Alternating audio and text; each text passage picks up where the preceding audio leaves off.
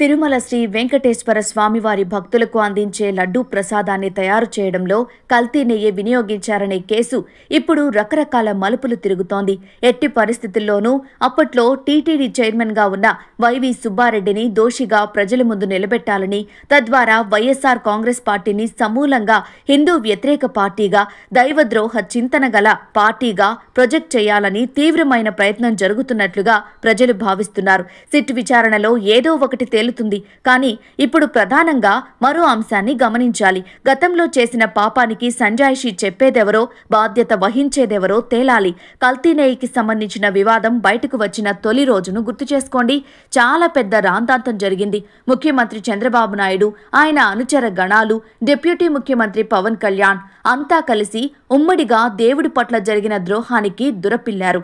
విచ్చలవిడిగా విలపించారు. ఇంతకు వారు చేసిన ప్రధానమైన ఆరోపణ ఏంటి? జంతువుల కొవ్వును కలిపి కల్తీ నెయ్యి తయారు చేశారు అనేది. హిందువుల్లో భక్తకోటి యావత్తు పరమ పవిత్రంగా భావించే తిరుమల వెంకటేశ్వరుడి మహాప్రసాదం లడ్డూలో జంతువుల కొవ్వు నుంచి తీసిన పదార్థాలు కలుస్తున్నాయంటే ఆ ఆరోపణ ప్రభావం ఎలా ఉంటుందో ఊహించుకోవచ్చు. దేశం మొత్తం అట్టుడికిపోయింది. హిందూ సంఘాలన్నీ రెచ్చిపోయాయి. ఈ ద్రోహాన్ని సహించలేకపోయాయి. డిప్యూటీ ముఖ్యమంత్రి పవన్ కళ్యాణ్ ఈ విషయానికి మరింత హైప్ క్రియేట్ చేశారు. ఆ దేశ ద్రోహానికి నిరసనగా తాను ప్రాయశ్చిత దీక్ష చేశారు. అసలు మనుధర్మంలో నిర్వచించిన ప్రాయశ్చిత దీక్ష అంటే ఏమిటి?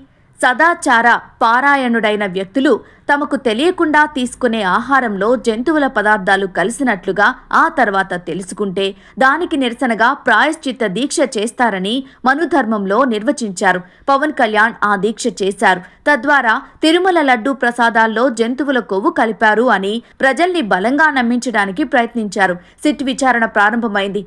ఒక దశ వరకు సాగింది. అసలు జంతువుల కొవ్వు అనే సంగతి ఇప్పుడు పక్కకు పోయింది. జంతువుల కొవ్వు కలిపినట్లుగా ఒక్క ఆధారాన్ని కూడా సేకరించలేకపోయారు. అది అబద్ధమని తేలింది. కేవలం కృత్రిమ నూనెలు, కెమికల్స్తో కల్తీ నెయ్యి చేశారనేది మాత్రమే నేరంగా ప్రస్తుతం విచారణ జరుగుతోంది. మరి ఆ రోజున జంతువుల కొవ్వు కలిసిందని తామే దగ్గరుండి చూసినంత ఘోరంగా ప్రచారం చేసి ప్రపంచవ్యాప్తంగా హిందూ భక్తుల మనోభావాల్ని గాయపరిచిన, తిరుమల దేవుడి పట్ల అపనమ్మకాన్ని కలిగించిన పాపానికి ఎవరు జవాబు చెప్పాలి?